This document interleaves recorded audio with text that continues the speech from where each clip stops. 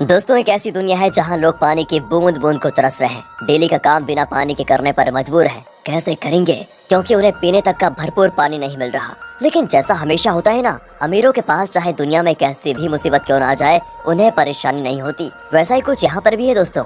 बड़ी बड़ी private company ने जमीन के अंदर पानी निकालने के लिए मशीन लगा दी है, क्योंकि अभी भी कहीं कहीं ऐसी जगह है जहां जमीन के अंदर से पानी निकाला जा सकता है। और उन जमीनों से जितना भी पानी निकलता है उसे शहरों में सप्लाई कर दिया जाता है, जहां पर अमीर लोग रहते हैं। लेकिन गरीब लोग बेचारे गांव में रहने पर मजबूर हैं। उन्हीं गरीब लोग में होम्स परिवार भी रहता है दोस्तों, जिसमें पिता अर्नेस्ट, माँ कैथरीन, बड़ी बेटी मैरी और छोटा बेटा जेरोम शामिल है। बड़ी मुश्किल से यह परिवार गांव में अपना गुजारा कर रहा था।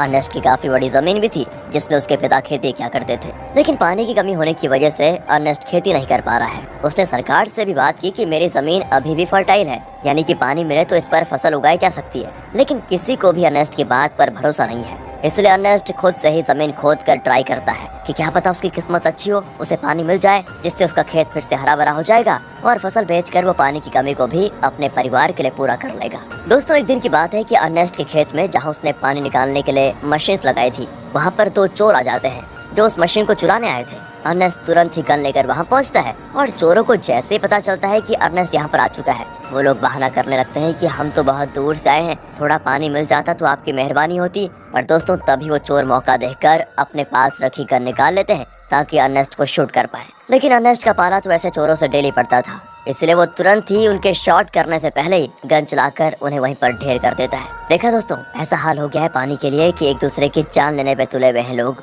अर्नेस्ट अपनी मशीन को चेक करने आता है, लेकिन बेचारे को पता चलता है कि यहाँ से जो थोड़ा बहुत पानी निकलता था वो भी खत्म हो चुका है। इसका मतलब कि अब उसे दूसरी जगह फिर से गड्ढा खोदकर मशीन लगानी होगी ताकि वहाँ से पानी निकाला जा सके। अर्नेस्ट अब जेरोम के साथ वाटरमैन के पास जाता है। दोस्तों, वाटरमैन ऐसे लोगों का ग्रुप है जो प्राइवेट कंपनी के लिए काम करते हैं, बड़ी बड़ी मशीनों को लगाना ताकि अंदर से पानी निकाला जा सके, और ये पानी शहर में सप्लाई किया जाता है। वैसे अर्नेस्ट इन लोगों को शराब या खाने पीने की चीजें डिलीवर करने का काम करता है। वो शहर से सारी चीजें अपने गधे पर लाद कर लेकर आता है और इन वाटरमैन को दे देता है। उन्हीं वाटरमैन में मैक्स नाम का एक आदमी भी शामिल है, जिससे अर्नेस्ट की थोड़ी अच्छी पहचान होती है। अर्नेस्ट मैक्स से कहता है कि देखो भाई, तुमने यहाँ बड़ी मशीन लगाने का काम शुरू कर दिया है। यहाँ से थोड़ी दूर मेरा खेत है जहाँ पानी आता था वैसे, लेकिन तुम्हारे यहाँ वो बड़ी मशीन लगाने की वजह से जो थोड़ा बहुत पानी मेरे खेत को मिलता था, अब वो भी बंद हो गया है। क्या तुम अपनी इन बड़ी मशीनों की लाइन दूसरी जगह नहीं लेकर जा सकते? मैक्स कहता है कि ये तो मेरा काम नहीं है, तुम्हें बात करनी है तो तुम हमारे बॉस से जाकर कर सकते हो। अर्नेस्ट को पता होता है कि बॉस तो उसकी सुनने वाला है नहीं, इसलिए वो बेचारा अपना छोटा सा मुंह लेकर जेरोम के साथ घर आने के लिए निकल आता है। लेकिन जब इंसान की किस्मत खराब हो तो उसके साथ बुरी चीजें होने में टाइम नहीं लगता। ऐसा ही अर्नेस्ट के साथ भी हो जाता है। आते समय उसके गधे का पैर पत्थर से टकराने की वजह से वो नीचे गिर जाता है और गिरने की वजह से उसकी एक टांग टूट जाती है। बेचारा गधा प्यास से पहले परेशान था, टांग टूटने से उसको और तड़पन होती है, इसलिए अर्नेस्ट उसकी तकलीफ को खत्म करने के लिए मजबूरन उससे वही मार डालता है। दोस्तों, क्या करता बेचारा। इसके बाद वो एक ऑक्शन हाउस में आता है जहाँ पुराने रोबोट्स को रिपेयर करके बेचा जाता है। अर्नेस्ट ऐसे एक रोबोट को खरीदने आया था ताकि आगे से वो डिलीवरी का काम संभाल पाए। साथ ही ऑक्शन में फेलन नाम का बंदा भी रोबोट पर बोली लगाने आता है, लेकिन आखिर में अर्नेस्ट को वो रोबोट मिल जाता है, जिसे पाकर अर्नेस्ट और जेरोम बड़े खुश होते हैं कि चलो कुछ तो काम की चीज आई हाथ में। इसके बाद दोनों हॉस्पिटल आते हैं जहाँ कैथरीन रहती है। कुछ समय पहले एक दुर्घटना का शिकार हो गई थी कैथरीन, इसलिए वो चल फिर नहीं पाती, इसलिए हॉस्पिटल में वायर के जरिए कैथरीन को रखा जाता है। वायर मतलब जो कैथरीन को चलने में मदद करते हैं। अब देखिए, अर्नेस्ट के पास इतने पैसे तो है नहीं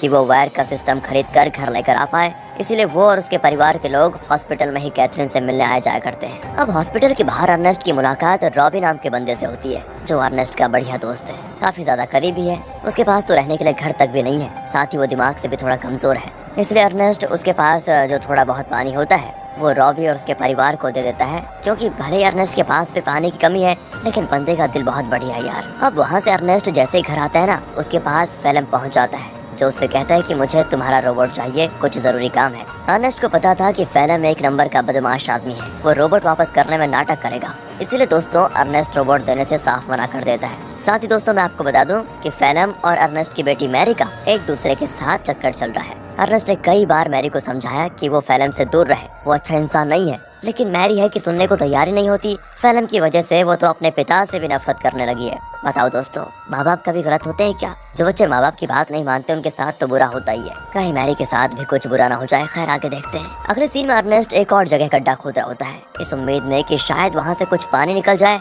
लेकिन बड़ी मशीनों के पाइपलाइन के कारण आसपास का पूरा इलाका सूखा पड़ चुका था। इसलिए अर्नेस्ट को यहाँ भी निराशा का सामना करना पड़ता है। साथ ही गड्ढा खोदने के दौरान अर्नेस्ट जेरोम से बात कर रहा होता है। वो कहता है, जब मैं शहर गया था वहाँ मैंने एक लड़की को देखा जिसके बाल तो छोटे हैं लेकिन देखने में बहुत सुंदर है। तुम तो बेटा बड़े हो चुके हो, कहो तो तुम्हारी बात करवा दो उससे। मैं नहीं जानता कि इस हालत में हम कब तक जिंदा रह पाएंगे, इसलिए हमारे पास जो भी पल बचे उन्हें अच्छे से जी लेना चाहिए हमें। और दोस्तों ऐसे ही बाप बेटे आपस में बात करते हुए कुछ टाइम एक दूसरे के साथ बढ़िया तरीके से बिताते हैं। इसके बाद अर्नेस्ट जैसे ही घर आता है, मैरी उससे कहती है, मुझे पैसे चाहिए पापा, मैं फिल्म के साथ जा रही हूँ, मुझे यहाँ पर बहुत घुटन हो रही है। अर्नेस्ट कहता है, घुटन हो रही है? मैंने बचपन से तुम्हें पाल पोस के बड़ा किया, सब कुछ देने की कोशिश की तुम्हें, और फिर भी तुम ऐसी बातें कर रही हो। मैरी तो ऊपर से जवाब देती है, कहती है, हम यहाँ पर जी नहीं रहे, सरवाइव कर रहे हैं और मुझे ऐसी जिंदगी चाहिए ही नहीं। अर्नेस्ट के लाख समझाने पर भी जब मैरी नहीं मानती तो अर्नेस्ट मैरी को कमरे में बंद करके खिड़कियों पर कीड़े लगा देता है ताकि वो फिल्म से मिल ना पाए। अब अर्नेस्ट जैसे सप्लाईज लेने के लिए शहर जाने वाला होता है,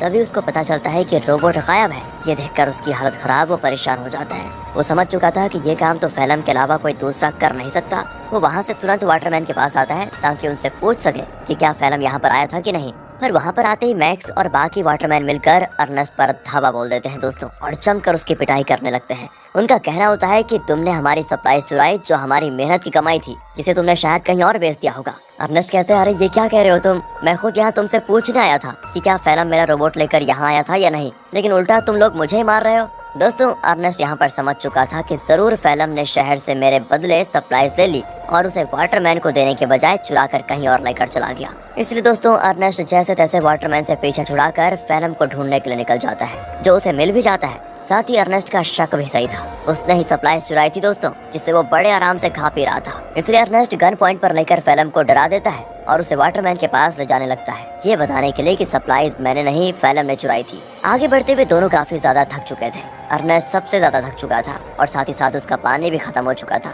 इसीलिए दोस्तों फिल्म अर्नेस्ट को बहकाने की कोशिश करता है कि मैंने सप्लाईज की थोड़ी शराब पी ली थी और थोड़ी बची है, मेरी मानो तो बची हुई शराब हम दोनों आधा आधा बांट कर पी लेते हैं। ज्यादा से ज्यादा वाटरमैन क्या करेंगे, मुझे मारेंगे ही ना, लेकिन अगर हमने पिया नहीं तो हम प्यास से जरूर मर जाएंगे। इस पर अर्नेस्ट मान जाता है, लेकिन जैसे ही वो फिल्म को रस्सियों से आजाद करता है, फिल्म उस पर ही हमला कर देता है। बेचारा अर्नेस्ट पहले से ही थका हुआ था और मार खाने की वजह से उसका काफी ज्यादा खून बहने लगता है। इसके बाद तो फिल्म जबरदस्ती पाके सारी शराब अर्नेस्ट के मुंह में डाल देता है ताकि जब वाटरमैन उसे देखे तो उन्हें यकीन हो जाए कि अर्नेस्ट ने ही सप्लाईज चुराई थी और उसी ने उनकी शराब पी ली। इतना ही नहीं दोस्तों, फिल्म अर्नेस्ट को मार मार कर रोबोट के साथ ही रस्सी से उसको बांध देता है ताकि दुनिया को लगे कि रोबोट ने आउट ऑफ कंट्रोल होकर अर्नेस्ट पर हमला कर दिया, जिससे उसकी जान चली गई। और होता भी ऐसा ही है, बेचारा अर्नेस्ट मारा जाता है दोस्तों। और सभी लोगों को लग रहा था कि रोबोट ने अर्नेस्ट की जान ली। दोस्तों हमेशा अच्छे लोगों के साथ बुरा ही क्यों होता है यार। अगले सीन में जेरोम अपने पिता को खोने के बाद बहुत उदास बैठा होता है। वो सारा गुस्सा रोबोट पर उतार कर उसे तोड़ने की कोशिश कर रहा होता है, क्योंकि अभी तो उसने ये मान लिया है कि रोबोट ने ही उसके पिता की जान ली। लेकिन हम सब जानते हैं कि सच्चाई क्या है। तब वहाँ पर फिल्म आकर जेरोम से कहता है, रोबोट को तोड़कर क्या मिलेगा, ये आगे चलकर हमारे ही काम आएगा, इसलिए इसको तोड़ो मत और तुम चिंता मत करो, मैं हूँ ना, मैं तुम्हारे परिवार को संभाल लूंगा, तुम्हारे और मैरी का अच्छे से ख्याल भी रखूंगा। पता हो दोस्तों, कातिल मसीहा बनने की कोशिश कर रहा है। अगले सीन में दिखाते हैं कि फिल्म मैक्स के पास आकर कहता है, मुझे पानी की एक पाइपलाइन चाहिए ताकि उसकी मदद से मैं अर्नेस्ट की जमीन पर खेती कर सकूं। मैक्स कहता है, मैं क्या तुम्हारा कोई नौकर हूँ जो तुम कहोगे और मैं कर दूंगा। तो फिल्म उससे कहता है कि अच्छा, तुम्हें मानना पड़ेगा दोस्त, मानना पड़ेगा। वो दोस्तों उसका चाकू दिखाते हुए कहता है, ये चाकू तो याद है ना तुम्हें, उस दिन जब सप्लाईज लेकर तुम लोगों ने अर्नेस्ट पर हमला किया था, तब ये चाकू अर्नेस्ट ने तुमसे ले लिया था और मुझे ये चाकू उसकी बॉडी के पास मिला जिसमें तुम्हारा नाम लिखा हुआ है। सभी जानते हैं कि मरने से एक रात पहले सप्लाईज लेकर तुम्हारी और उसकी लड़ाई हुई थी। तो मैं क्या सोच रहा था कि मैं जाकर सभी को ये बात बता देता हूँ कि लड़ाई के दौरान तो मैक्स अर्नेस्ट को नहीं मार पाया, लेकिन अगले दिन जब उसे मौका मिला तो उसने अर्नेस्ट को मार दिया और आरोप डाल दिया रोबोट पर। ये सुनकर मैक्स घबरा जाता है और फिल्म की बात मानते हुए कंपनी से छुपाकर एक सीक्रेट पाइपलाइन अर्नेस्ट के खेत में चालू करवा देता है, जिससे दोस्तों खेत को पानी मिलना शुरू हो जाता है। सभी बड़े खुश होते हैं कि यहाँ पर फिर से खेती हो सकेगी। फिल्म दोस्तों डेली हल जोतता है ताकि फसल उगा पाए। देखते देखते उसकी मेहनत रंग ला जाती है और खेती में चारों तरफ फसल उगने लग जाती है, जिसे देखकर जेरोम और बाकी सभी बड़े खुश होते हैं। साथ ही फैलम और मैरी रिलेशनशिप में भी थे, जिस वजह से मैरी प्रेग्नेंट हो चुकी थी, इसलिए उन दोनों की शादी करवा दी जाती है। शादी से फैलम बड़ा खुश था, लेकिन अंदर ही अंदर उसे ये भी याद आ रहा था कि ये सब अर्नेस्ट का था जो उससे मैंने छीन लिया। आज वो जिंदा होता तो ना ही मैरी से उसकी शादी होती और ना ही ये खेत उसे मिलता। अर्नेस्ट के मरने के बाद फैलम ने उसकी सारी चीजों को दोस्तों अपना लिया होता है, लेकिन ये इंसान यहाँ पर भी नहीं रुकेगा। अभी आप इसके पाप देखिए कितना करता है ये। अगले सीन में बैंक से कुछ कर्मचारी आते हैं जो फैलम के पैरों तले जमीन खिसका देने वाली बात बताते हैं कि जमीन पर तुम्हारी फसल उगी है। उस जमीन को अर्नेस्ट ने गिरवी रखा था, वो तो मर गया, इसलिए अब ये जमीन बैंक की होती है और इसमें जो फसल उगी है वो अभी बैंक के पास ही जाएगी। फैलम कहता है नहीं, ऐसा नहीं हो सकता, ये बात तुम्हें पहले बतानी चाहिए थी जब यहाँ पर फसल नहीं उगी थी उस समय, और अगर तुम पहले बता देते तो मैं कोई दूसरी जमीन देख लेता। लेकिन दोस्तों बैंक वाले नहीं मानते, वो कहते हैं कि 1 हफ्ते के अंदर अगर पैसे नहीं मिले तो इस जमीन को तुम भूल जाना। इतना कहने के बाद वो चले जाते हैं। फैलम तो परेशान हो चुका था कि अर्नेस्ट ने तो मुझे बेवकूफ बना दिया, बेकारी कहेगा, जमीन तक गिरवी रखिए, बताओ अब पैसों का बंदोबस्त कैसे कर पाऊंगा। बताओ दोस्तों, ये तो वही बात हो गई, उल्टा चोर कोतवाल को डांटे।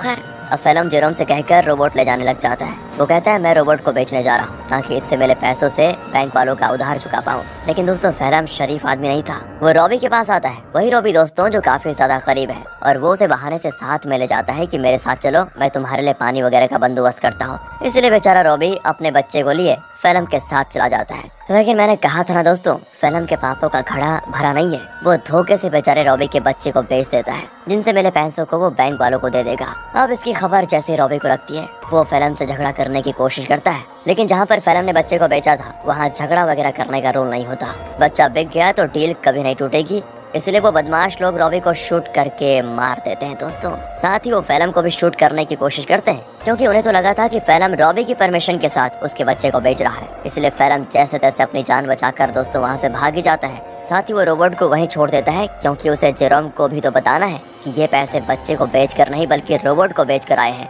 क्या कहें दोस्तों, कितना बुरा आदमी है यार फैलम। तभी तो दोस्तों अर्नेस्ट अपनी बेटी मैरी को मना कर रहा था इसके साथ रहने के लिए। अगले सीन में बैंक को पैसा देने की वजह से जमीन फिर से फैलम की हो जाती है, तो वहीं रोबोट आगे बढ़ते हुए अपने ओरिजिनल ओनर के पास जाने के लिए निकल पड़ता है, क्योंकि जब वो बदमाश लोग फैलम और रॉबी को शूट कर रहे थे तो कुछ गोली रोबोट को भी लग गई थी, जिससे हुआ यही कि रोबोट की डिफॉल्ट सेटिंग ऑन हो गई और इसीलिए वो अपने ओरिजिनल ओनर के पास जा रहा है जो कि शहर में रहता है और ओनर का नाम है कैल्विन। वो जैसे उस रोबोट को देखता है तो बिल्कुल हैरान हो जाता है कि ये किसका रोबोट घूमकर वापस मेरे पास आ गया। उस रोबोट पर दोस्तों अर्नेस्ट का नाम लिखा हुआ था, इसलिए कैल्विन रेडियो के जरिए अर्नेस्ट से संपर्क करने की कोशिश करता है ताकि वो आगे आए और अपने रोबोट को वापस लेकर जाए। जेरोम तो जैसे ही रेडियो को ऑन करता है तो बिल्कुल हैरान हो जाता है कि फैलम ने तो कहा था कि उसने रोबोट को बेच दिया, अब ये कैल्विन बता रहा है कि रोबोट उसके पास है। इसलिए दोस्तों वो डिसाइड करता है कि अगर कैल्विन रोबोट वापस देना चाहता है तो कोई नहीं, ये तो बहुत अच्छी बात है, मैं जाकर उसको ले लेता हूँ। अगले सीन में जेरोम को रॉबी की पत्नी दिखाई देती है, जो रॉबी और उसके बच्चे के वापस न आने पर सदमे में जा चुकी थी। वो एक गुड़िया लेकर रॉबी और अपने बच्चे के आने का इंतजार करती है। सच में दोस्तों बेचारी के साथ बहुत बुरा हुआ ना। एंड इस चीज को देखकर जेरोम को लगता है कि जरूर कुछ तो बात है जो फैलम छुपा रहा है। जिसके बाद वो शहर के बॉर्डर पर आता है, लेकिन 18 साल से कम होने की वजह से गार्ड्स उसे शहर में जाने नहीं देते। तब वहाँ पर एक लड़की आती है जिसका नाम अना है। वो जेरोम से कहती है मेरे पास आ जाओ, मैं तुम्हें शहर भिजवा सकती हूँ, वो भी बहुत कम पैसों में। जेरोम जैसे ही अना को देखता है तो बिल्कुल हक्का बक्का हो जाता है, क्योंकि वो हूबहू वैसी होती है जैसा कि अर्नेस्ट ने उसे छोटे बालों वाली उस लड़की के बारे में बताया था।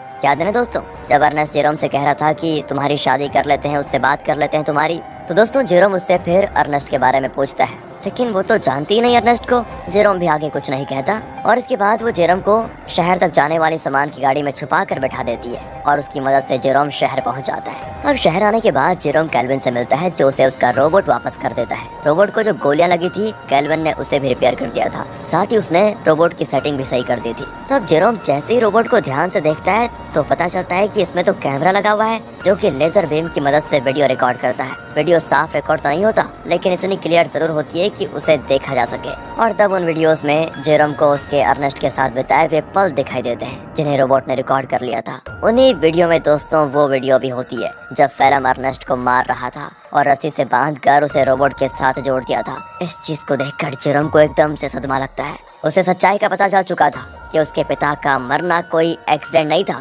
बल्कि फैलम की सोची समझी साजिश थी। इसलिए वो रोबोट को लेकर वापस घर आ जाता है और आते ही फैलम को ये नहीं बताता कि उसको सब कुछ पता चल गया है, क्योंकि अगर मैरी को मालूम पड़ा कि ये सब फैलम ने किया तो वो तो सदमा बर्दाश्त नहीं कर पाएगी। ऊपर से वो प्रेग्नेंट भी है, इसीलिए जेरोम एक प्लान बनाता है। वो फेलम से कहता है कि मैंने रेडियो पर सुना कि रॉबी तुम्हें बुला रहा है। अब ये सुनकर फेलम परेशान कि रॉबी तो मर चुका है, ये कौन सा रॉबी बुला रहा है। इसलिए वो कहता है कि शायद वो कोई दूसरा फेलम होगा जिसके लिए वो रॉबी बोल रहा है। अब प्लान फेल होता देखकर जेरोम एक लेटर लिखता है फेलम को, ताकि फेलम को ऐसा लगे कि ये लेटर रॉबी ने भेजा है और वो उसे उसी जगह पर बुला रहा है जहाँ पर अर्नेस्ट मरा था। लेटर देखकर फेलम समझ चुका था कि कुछ तो गड़बड़ी है, मुझे वहाँ पर जाकर देखना ही पड़ेगा। इसीलिए वो उसी जगह पर जाता है जहाँ पर उसने अर्नेस्ट को मारा था। आगे बढ़ते हुए उसे जमीन पर बना हुआ गड्ढा दिखाई नहीं देता और गलती से वो उसे गड्ढे में गिर जाता है, जहाँ गिरने से उसका पैर टूट चुका था और वो मदद के लिए चिल्ला रहा होता है। तब वहाँ पर जेरोम गन लेकर आता है। उसे इतने गुस्से में देखकर फेलम समझ जाता है कि जेरोम को सब कुछ पता चल चुका है